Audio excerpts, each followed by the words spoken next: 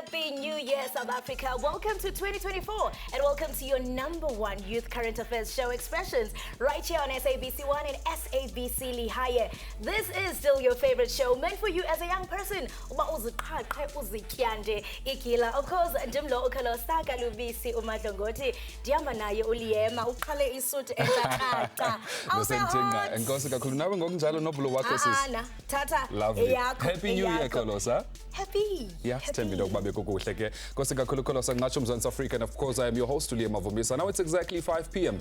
and we're coming to you live and director from our Auckland Park studios in Johannesburg. A happy New Year to you, South Africa, and we hope you are all geared up to meet your highest selves and become the visionaries that you were born to be. Now, how much does a world, rather, of a person born into a developing country like South Africa change when they decide to be the driver of their own lives and even excel in their respective and unique career fields? Well, it's almost a 360 turn. Much like our guests today, a young person whose focus is to make rather a difference in their lives as well as in the entire country. This is, of course, by being trailblazers at their age. But before we meet them, our producer, Tseho Faso Magolejo, compiled this insight for us.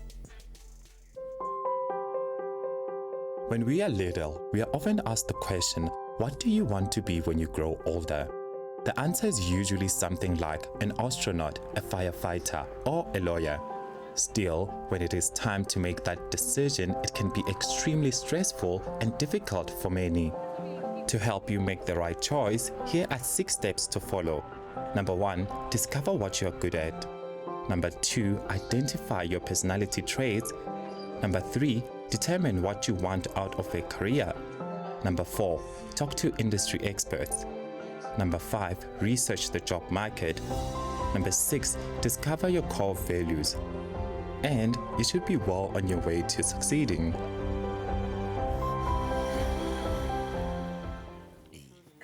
Of course, well, there you have it, Mugelu Expressions. That is precisely the conversation that we are going to be talking and really unpacking Namhlanje.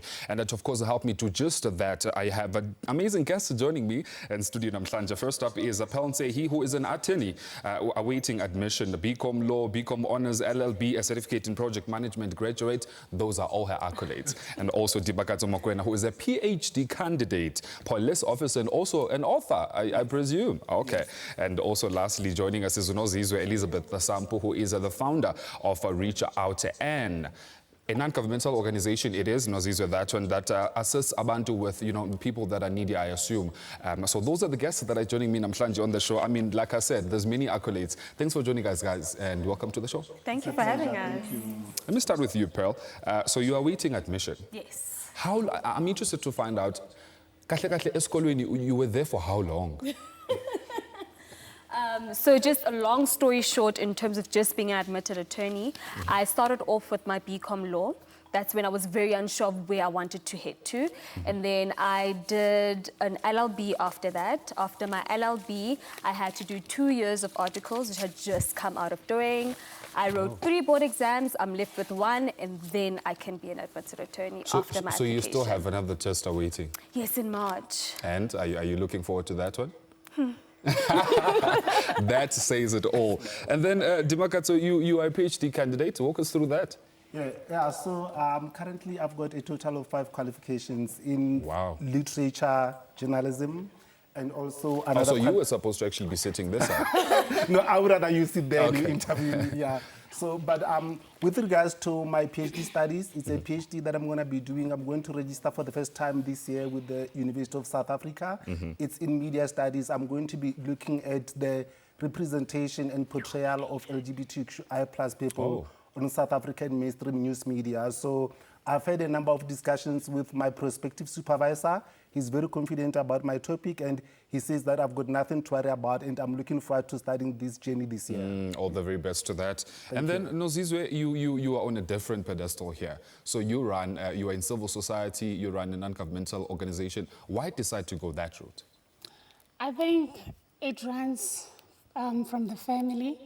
After the passing of my mom, I saw, let me continue with the NPO thing, but not e-crash, but instead of e-crashing, ngayenza i-NPO whereby sinikeza abantu izimpahla, ukudla, also school uniforms, ama-donations kakhulu ke siwathola from ama-churches. All right. We are in partnership with amasonto amaningi, and also we are in partnership nabantu ke abasiza kakhulu ngokudla. And then how much of your qualifications that you have would you say they've impacted how you run that non-governmental organization? Okay, what does that mean? I'm able to manage paperwork. So currently, 2020, we started NGO after COVID has hit it, and then 2021, that's when business admin ingene corner, whereby I was doing paperwork, having to register the company that we have, and then we are up and running. Up and running. Now, Pearl, this, law, I would assume it's a male-dominated industry. Yes. So how do you keep abreast and afloat there? So 3 things, just keeping it short. Firstly, during my articles, I always asked for feedback.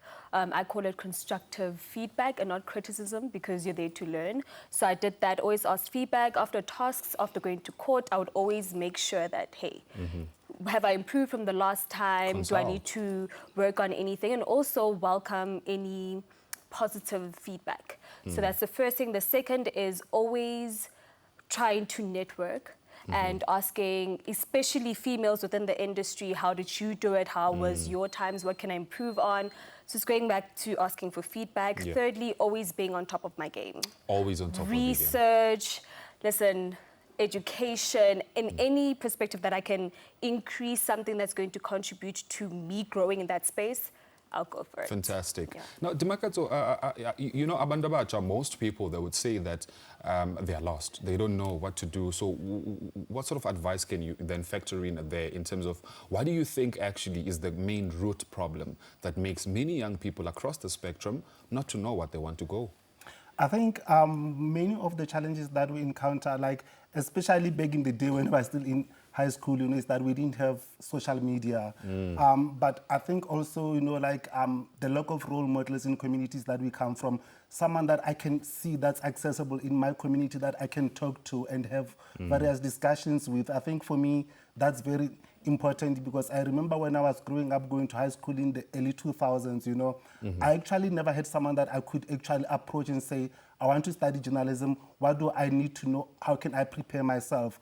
But, just for a solution, as a suggestion, I would say to young people that first, if they want to pursue a career in any field, they must first look at their personalities. Like, for instance, if you are interested in issues of justice, you can actually, consider to go and study law. And if you want to speak for other people, consider a career in the media. If you want to assist other people, maybe you can consider a career in social work. So I would always say that consider what your interests are and align that with your career prospects. Okay, and then police officer? What's happening there? The police are you still a police officer? I'm a policeman, I wear uniform when I go to work. Okay? All right, okay, we'll talk more about that. Okay. And then, Noziso, just before we head to the break, just briefly tell me then, why children?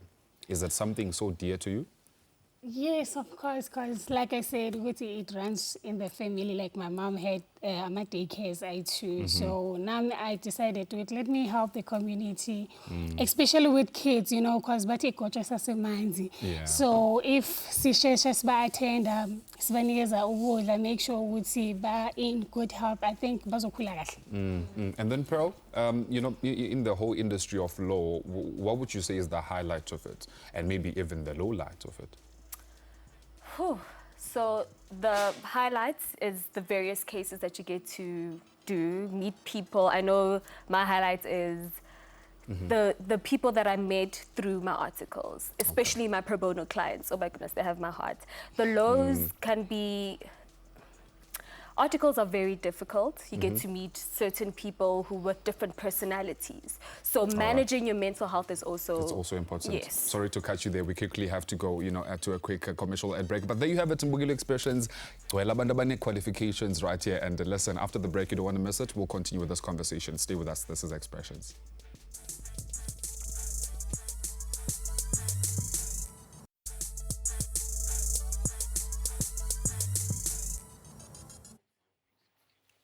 Welcome back. You are still watching your #1 youth show, Expressions. And of course, today we are putting a spotlight on career development and prospects in 2022. Make sure that you are part of the conversation on our social media pages. Logo Facebook at Expressions and Twitter at Expressions_10 and on TikTok at Expressions SABC1. Joining us to unpack this further, we are joined by Mukeletsi Mukancho, an HR specialist who deals specifically with learning, development, internship, and bursary opportunities. Welcome to the show. How are you? Thank you so much. I'm well, thanks. How are you? I am good. We're in January. A lot of young people are seeking for employment. Yes. The big question is, what questions should young people be asking themselves when it comes to choosing their career paths? All right. So it's important, like when you choose a career, to ask questions like, what am I passionate about, and what are my skills?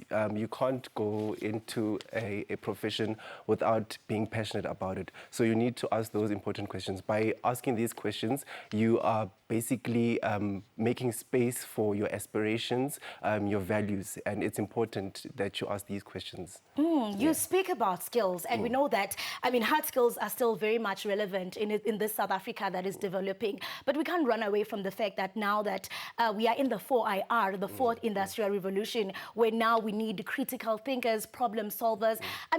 What are some of the jobs that are in demand that young people should look out for, especially now that we're in 2024? All right. So it's important that young professionals do research because I can't specifically say there's a specific job that is in demand, because each job in itself has a particular demand. Because, for example, HR has a demand where we are looking for HR professionals. It doesn't end only at HR administrators or HR consultants. We are looking for your learning development specialists, your talent acquisition specialists, and your HR managers. So all of those are in demand. You just need to make sure that you develop yourself and upskill yourself. And especially in today's world, you need to be educated. You got to have that paper. Yes, and speaking of that, I know that, job hunting can really be a stressful experience. You wait one day, you are hoping for that email that's going to say congratulations. I want us, to advise young people, from drafting a CV. What are the pros and cons? And how should they be actually preparing for that day of the interview to make sure that they ace it? Okay, so a CV is very important. And when you draft a CV, you need to make sure that you accompany it with a cover letter. So a cover letter is something that the recruiter will read, and they will know everything about you without even having to go through the CV. Some recruiters don't even go through the CV. They will look at the cover letter and they know exactly this is the person they are looking for. So a cover letter is very important, and make sure that when you draft a cover letter, you draft according to the job that you're applying for. Do not send, or rather, do not mail the same cover letter to each and every job that you apply for. You need to align it to what you're applying for. We must visit you so that, we see all the papers and all of that. Yes. We can't run away from social media. As young people, we are constantly online, we are posting, but without knowing that some of the things that we post can jeopardize our chances of getting employment. Can you just elaborate on that and why it's important that young people make sure that they use social media in a safer way? Okay, so social media, some companies look at it as you. It's you. It's like your CV. Whatever you put on social media is the same as what you put on your CV. So whatever you post on social media is an expression of who you are. So it's important that you are cognizant of what you post, and that when recruiters are looking at your CV, they will look, some recruiters want your social media handles, and they will go and actually look at what you're posting. And unfortunately, if they find something that they do not agree on, they will basically put your CV aside and you won't even get an interview. It's that one post that's going to mess up your life. It's the same. There was a girl who applied to be part of Miss South Africa, and an old post came back when she was still in primary. She was a bully. So it's the same with when you're applying for work. They will pull those records from years ago. So make sure that whatever you post is relevant to who you are. It's your expression of who you are. I like that. Well, let's see, I also want to touch on, I'm a young person, I'm sitting at home, I have been applying. I mean, what relevant experience or alternative experience can I get in the meantime to ensure that when I get that employment, at least I have experience? What options are available? So there are different options that you can go into, for example, volunteering. Volunteering is one of the important factors that you can go into, because when you volunteer, you get the experience, you get to be exposed to different work experiences, and also you get to realize that maybe something that I wanted to do is not something that I really want to do. Now you are looking at a different career path. So volunteering is an important aspect to gain that experience, to gain the skills and the practical work. As much as, you are at the light at the end of the tunnel, we have young people who are unsure as to what they should be doing, at home. What advice do you have for them? Okay. It is good to be unsure because it gives you time to think about what you want. An advice I would give to young people who are unsure about what they want to do is take a break. Even if it's a gap year, take that break to think about what you want to do. Attend career fairs where there are different careers and you can actually look what is it that you are passionate about. And also just self-reflect. What are you passionate about? What field do I want to go into? What is that one thing that I will wake up to every day and be excited to go to? Because you don't want to be dragging your feet to work. You want to be excited. You can't wait to wake up in the morning and go to your work. Oh, yes. They say start where you are with what you have. Exactly. And definitely not to forget network, because that's definitely your net worth. True. Weleti, thank you so much for joining us. We really hope that young people are taking notes. And this will be the year, Mdomcha, for you to dominate and come for everything they thought you couldn't have. You are still watching Expressions. We continue with the conversation. Let's take a quick ad break. Do not move that muscle. We'll be right back.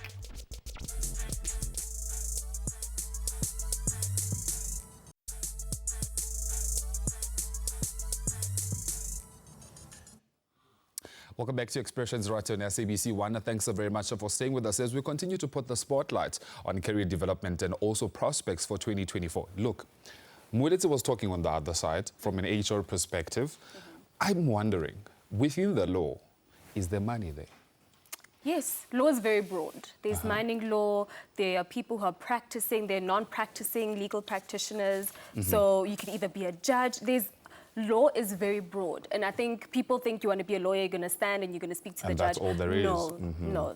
Law is very, very broad. There's law in the entertainment industry. So wherever, money is good, but just like he said, if you wake up, you want to wake up and want to go to work, you know? Yeah. And then which industry or which section within law would you want to pursue? Sure. My goals change all the time, to be honest. So the first time I wanted to do strictly, actually not divorces, I wanted to do corporate. And then when I did my articles, they pushed me into divorces and I was like, oh my goodness, yes, divorces. And then now I want to do prosecutions. So it's a lot. Law there's a variety. There's the pool is wide enough for everyone. All right. And then, Dimaka, so you know, some people may say that education probably is not the way to go. You can still be successful, and I'm pretty sure we even have people in South Africa that we can, reference in terms of talking about that this person didn't go to school, they don't have any of that qualification which you possess, but they still made it in life. What's your comment on that? My comment is that may as well be so for that particular person, but you can determine the trajectory of your own life. So even if you can still be successful without going to school, for me personally, I feel that education is important because each time, even if you get into a work environment, you still need to sign that contract. Sometimes you're going to sign a contract that you don't even understand. And I've seen many people in the entertainment industry, they cry out foul that, they want to get out of a certain contract, but then apparently it's an evergreen contract and they can't get out. But for me personally, each time I need to sign a particular contract. Like, for instance, I remember like 2 or 3 years ago, I needed to sign a contract for the publication of my novel, I read the contract and I had certain questions that I needed to ask. Clarity on. That I needed clarity on, and we discussed those, and I expressed the things that I didn't like, and I wanted the contract changed. And so if you didn't go to school, you will not be able to stand up for yourself and to really have the confidence to say, this I will not agree with, and if it means that we cannot sign the contract, so be it. Because you know that you've got actually the relevant qualifications that guide what you are doing. All right. So basically, even whichever industry you decide to be in, school needs to factor into that. Definitely. Just like the typical example you mentioned there of, contracts, reading contracts and being able to comprehend what's being written there. And then, Nozizwe, when it comes to you, then do you think, or perhaps let me ask you this way, what are we looking forward to in 2024 in terms of your NGO? Okay, in 2024, we actually we'll be hosting more events, because at first we were doing it after 3 months. So Okay. currently this year Regularly things now. are working out. So I think we'll have more events so that most of we can reduce poverty. We can reduce the poverty. And Yes. then, Pearl, I assume that for every young person, whether educated or not, or whether in any industry that you decide to be in, there has to be that passion, that that light that we spoke about. What has motivated you for all these years? I mean, uhlala esikolweni, girl, for that long. I want to go back. I want to get my PhD just like him. Okay. Yeah, So what so- motivation? The possibilities of what could be.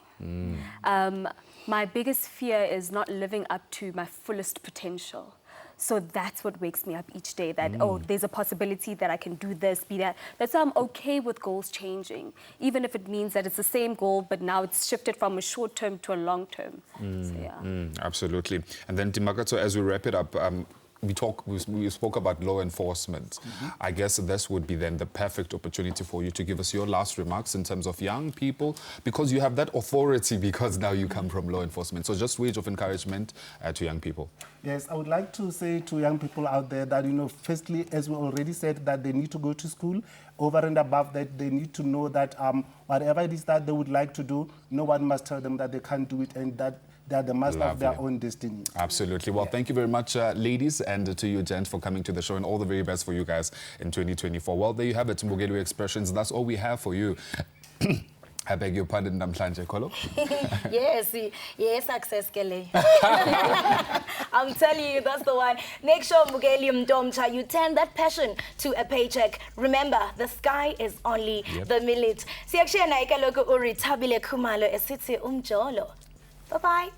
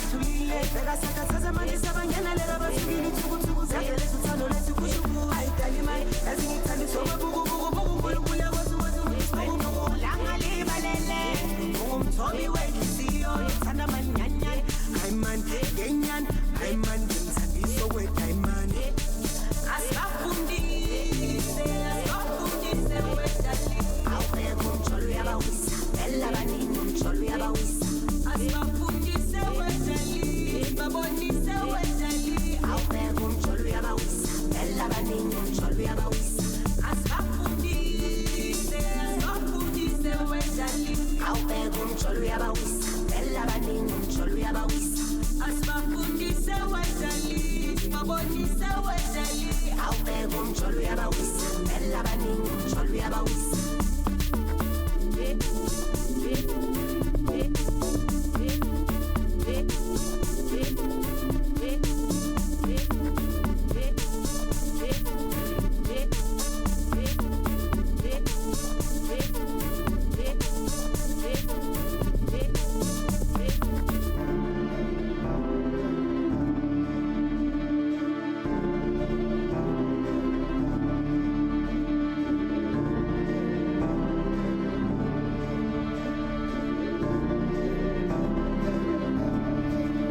Inkinga yami nawe ihlezi sicabangela abantu njalo masixabana singena abantu indaba zethu ngeke siyisolve ngama-status njalo masixabana vele kube haters take on us noma sidle imali yamabonus vele kube ngathi sinomjolo odumile abakhulume masesithulile